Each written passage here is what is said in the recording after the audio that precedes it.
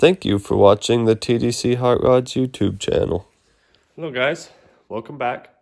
So on today's video, we are working on a project that's been here for a little while, actually been here longer than a year. And I've hardly got anything done on it. And winter time is coming and I really want to get this thing back to the guy soon, along with a few other projects. So it is crunch time. It is time to get these things done.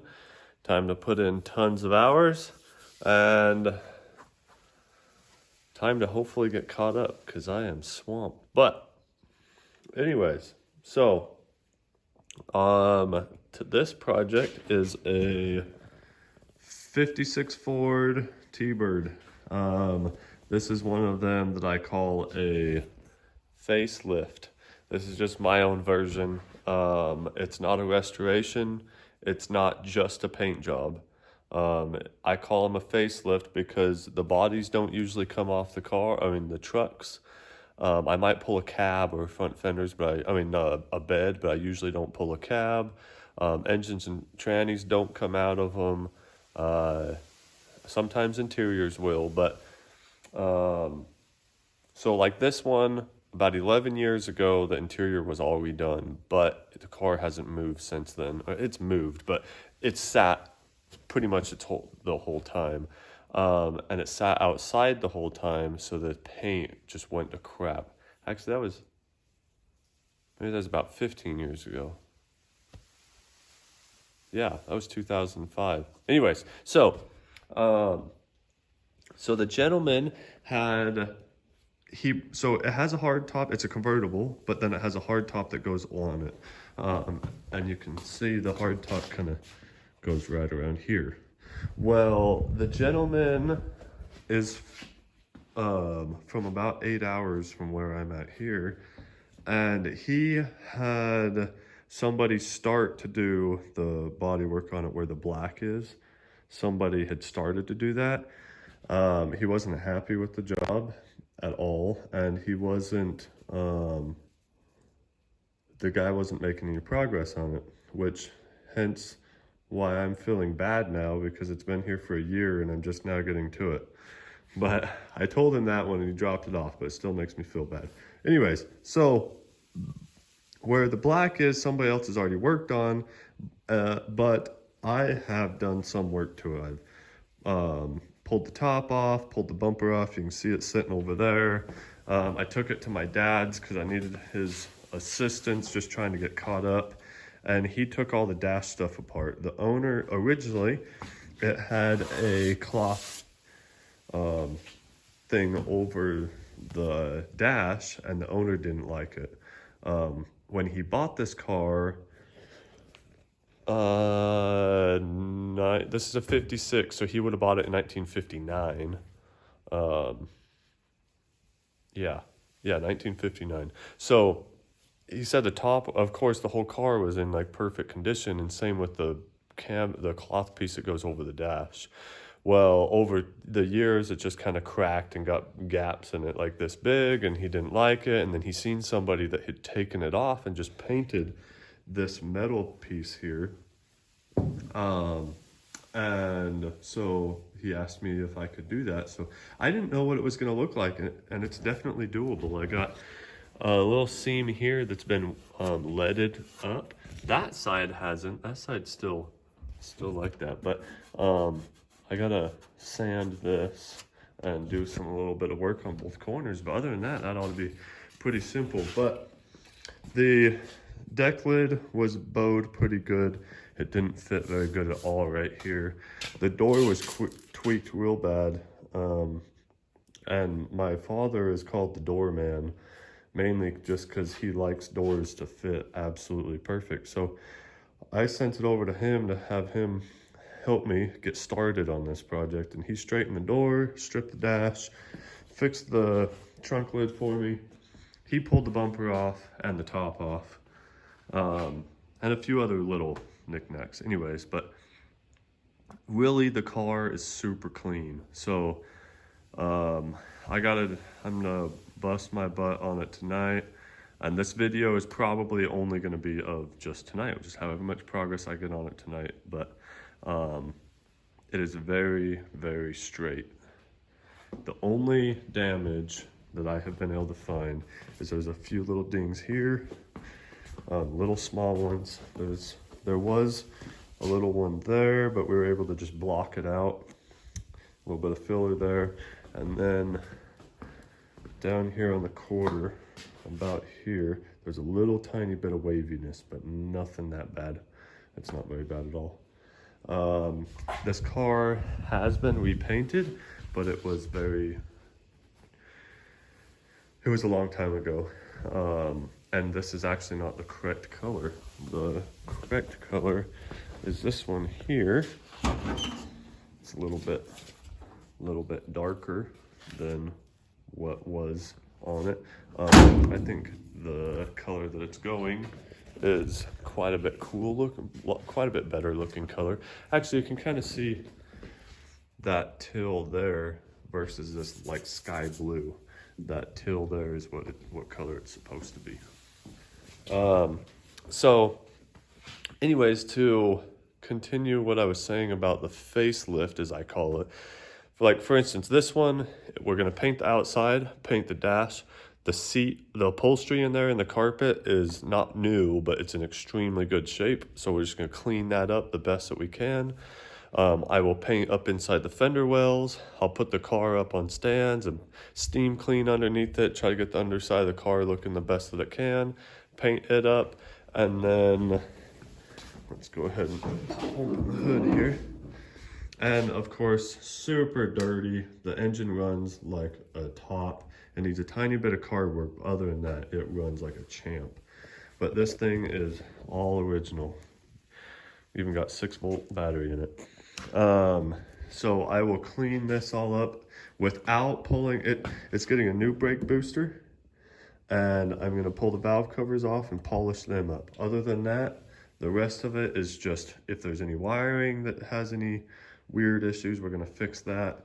It's gonna get new spark plugs, wires, cap, rotor, points, condenser, just like the normal tune-up stuff. I'll paint the engine the best that I can with it sitting in here, like I do most of them. And basically I'm gonna paint everything in here the best I can without pulling very much stuff. I've had pretty good luck at making them look very good for not, it's a lot of work, but for not having to pull the engine out of it. But just like the yellow truck that I did, this car is gonna get drove a lot, according to the owner, and even if it doesn't, it'll still look very good for the amount of money that we're putting into it. So yeah, we'll get the engine bay touched up, a new paint job cleaned up under the wheel wells, the interior touched up, and it'll be an awesome looking little cruise around car. So so I'm gonna get to sanding. I'm gonna block out the door and that quarter and see what kind of shape it's actually in, and if it needs very much repair done to it. If so, I'll go ahead and repair it, see how far I can get. I made a lot of progress on the Cougar that you guys haven't seen yet, but that video will be coming soon, probably after the T-Bird, because I'm gonna probably list that tomorrow. But yeah, anyways, I'm gonna stop jabbering and get to work.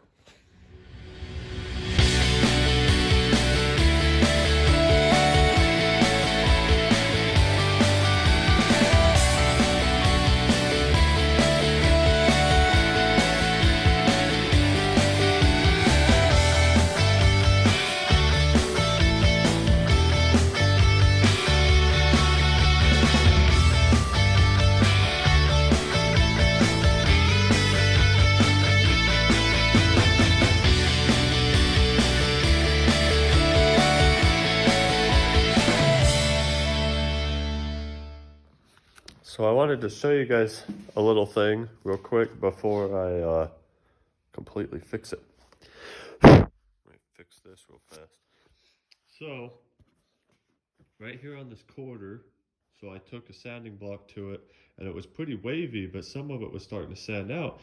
And then right in this area, I realized there's a little bit of body filler right there. So right in this area, all the way over to here, I realized there was Bondo there from whenever. It's definitely old Bondo, very old Bondo. But anyways, so I'm running my hand across it, and there's a little dent here that comes down into there. So I'm gonna grind that out and pull it all out. Well, there was Bondo all the way down into here. And at first I only had this little spot about like right here ground out. So I ground the rest of it out. And I'm saying all this just to say that I've seen this before. So somebody most likely put Bondo here, and then it felt like this was low, so they put Bondo here, and then they just kept going. Because you run your hand across it and it's nice and smooth. All this over here is nice and smooth. This little spot right here is the only dent. It didn't need Bondo up in here or any of this here. It didn't need Bondo all the way across here. It just needed it in this area. It might, maybe if I take a block to it again, could use a tiny bit of, honestly, this little tiny thing here, primer would fill in. If that's even something, that might be messing with my mind. Anyways, I just wanted to show you guys that sometimes other people make little mistakes or don't know exactly what they're doing, so they add a little bit too much Bondo, but that's all right. We don't know who did this. We don't know whether they were an experienced guy. Not saying that I'm very experienced. It's just I might have a little bit different way of doing it than some others. Not saying my way is right either, because some people, they would rather have this all metal finished and not use any Bondo at all. But this particular car is not that kind of paint job. It's not a $100,000 car. It's a make it look pretty so I can drive it before I die car. Anyways, so yeah, I just thought I'd show you guys that. What else does it show you? Oh, this front turn signal bucket had some filler in it also. And you can see right here that this has been, oh, I can feel it back there. This has had something put in it. It wasn't Bondo. I'm not even sure what it is, but it's all rusted out here and around there. So I'm gonna see if anybody makes a patch panel that might be this piece here. Didn't even look at this side. Oh yeah, see, this side's the same way. It has something in it. I'm not sure what is in it, because it's not Bondo. To be honest, it feels, yeah, see, it's all nastified. So I'm gonna see if somebody sells some turn signal buckets for those. I hope they do, so then that'd be the easiest way to fix it without having to use any kind of filler or anything like that. Yeah, anyways, so I'm gonna go straighten that piece there. And oh, there's a spot right there I need to straighten, and back there I need to straighten. Oh, I found a little bit of other rust. I'm pretty sure this is from, because the top, it's exactly the shape of where the top's sitting, but there's some rust there. It's not too bad. Pretty sure it'll sandblast right out, so I don't know if I'll get to sandblast it tonight, but we'll see. Anyways, I'm gonna get back to work. Okay, so, oh, sorry. Whew, it is. I just sandblasted in here. I sandblasted this rust right here and then put rust mort on it, so that's why the dark color is back. But it's all sandblasted and pretty looking. But well, that's a weird color. Anyways, it's getting late. I'm starting to act weird. So I got from here all the way around back to that back door. So basically from the fender over there to this back door, all sanded and not ready for primer, but all sanded down with the DA. I ran my hand across everything to make sure there weren't any low spots. Took a block to it, made sure there weren't any low spots. All looked good. But I did find a spot there, and a spot there that has some filler on it now because I ended up grinding them down and welding them up. There were 2 little cracks there. So it got ground down and welded up. And the rust is done. That's not finished. I'm still waiting for that to dry. But yeah, it is coming along pretty nice. So when that filler is dried, then I'll sand it down. And what am I trying to say? I don't know. It's getting late.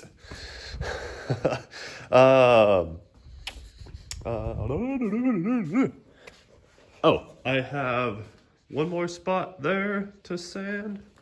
I got a spot right here to sand. Once when the rust mort is dry, then I'll probably put some, there's some pits here from the rust, so I'll probably put some glaze over that and feather this back and then keep just sanding. I have went all over all that stuff with the DA, but I still need to go back and sand like up in here in the real tight crevices and stuff with sandpaper. And like, I'm just gonna let the primer kind of flow down in there. And then when I paint underside of the hood, or when I actually paint, the hood will be off because I'll spray, oh, no, there's my block over there. I'll spray the back side of the hood and the front at the same time. I like to hang the hoods and the doors whenever I spray. And the biggest benefit to that is when the door is off, I can figure out how to open it. Oops, messed up my tape. When the door is off, then when I paint the quarter panel, I can come in here and spray the door jamb at the same time, and then you don't have any type of tape line right here. I can't stand when you see tape lines there. So that's how I like to do it. So I'll pop the doors off, take the trunk, the doors, and the hood off, and get them sprayed probably all at the same time, and then I'll bring the car in and spray the whole car. Obviously that's not tonight. Tonight we're just trying to chug along and see if we can get any primer on here, which if we keep going the rate that we are, it's going to be very late into the night, but I think we'll be able to, as long as I can stay awake and stay focused and not feel like I'm doing something wrong because I'm too tired, because at that point you might as well go in. But yeah, so I got myself a drink and I'm gonna get back to work.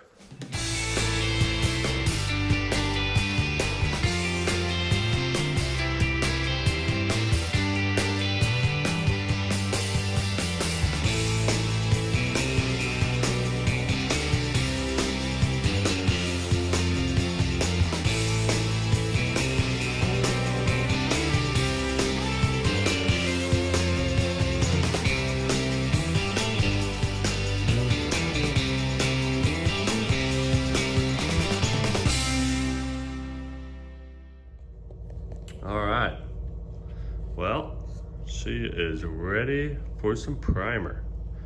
So I got everything sanded. As you can tell, there's a lot of different colors there. So all the fillers sanded down, all the whole body's sanded. There's a couple spots, like right here. I'm not going to primer any of this lower stuff. I'm gonna stop it right at the deck lid. I'm gonna follow this little hump like that. So none of that stuff there will be primered. It's eventually going to get primered. I'm just not ready for it to be primered yet. So from there forward, and then about the same spot on the front of the car. So I got it sanded really good. That is going to come out when we go to paint it, but I need it there to build, I need it there until I take the deck lid off. So yes, I am gonna mask, and then I'm gonna primer around it, and then I'll have to pull it off and blend it. It's more work to do it that way, but that's what's happening. So everything is sanded, and then I took Scotch-Brite and sandpaper and went down inside all the crevices, around the wheel wells, or inside the doors, inside all these spots around the door jambs, like all the little nooks and crannies. And then I need to pop open the hood and mask behind there. I'm gonna mask off the window. So the windshield's going to come out when I'm getting ready to paint it. The rubber is junk around the windshield. So all the chrome around it and the windshield is going to come out. It's just the car goes in and out of the garage so often that I'm not ready to do that yet. So I'm gonna mask all that. So yeah, now I got some masking to do. Everything is ready to go. So not everybody does this, but I just thought I would throw this out in there in case if any of you are curious. So if you can see the floor is wet, that is because I washed the car. If there's a whole bunch of bare metal, like the Cougar, and like the roof, the whole thing was sandblasted, that's a bad idea. Don't do that. It will rust so fast you can't control it. But where this only has some real small little bare metal spots, you just kind of keep the water away from there a little bit. I blow it all off to get all the dust off of it, and then I wash it to get all the dust out of the little sand scratches in there. An old boss of mine used to, I bet my beard's all messed up. I watched him, so he would sand it and then blow it off and then wipe it down with wax and grease remover, sometimes like 5 times, trying to get all the dust out of all the sand scratches. Well, I just wash it and solve that issue. At least that's how I like to do it. So I am going to get to masking so then we can spray this thing. And yeah, so I'll set up a time lapse when we actually go to spray it. But until then, I will get to work.